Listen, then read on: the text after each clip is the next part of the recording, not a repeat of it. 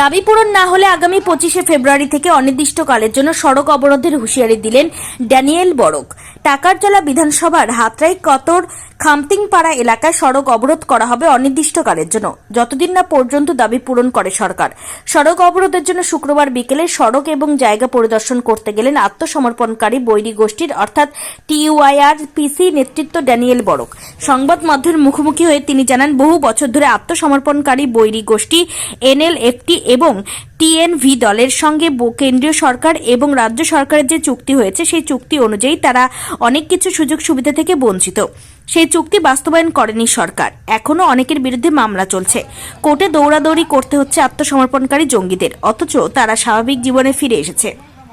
তাই তাদের সমস্যাগুলোর সমাধান হয়নি। আত্মসমর্পণকারী বৈরী গোষ্ঠীদের দাবি এবং তাদের জীবন জীবিকার বিষয়গুলো নিয়ে রাজনীতি করা উচিত নয়। তাদের সমস্যাগুলো স্থায়ী সমাধান করা দরকার।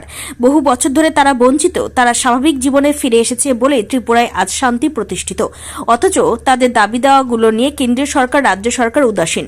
তাই তারা 21 দফা দাবি নিয়ে আগামী 25শে ফেব্রুয়ারি থেকে অনির্দিষ্টকালের জন্য সড়ক অবরোধে বসবে।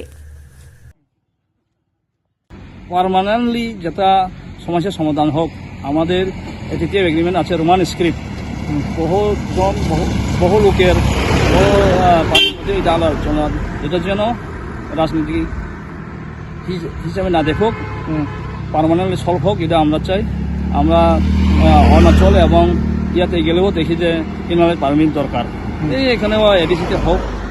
ছোটো ওইটা ছাড়া আমাদের দলাইতে 150 জনের একটা আমরা কি বলবো মডেল ভিলেজ বা কলোনি পেয়েছি।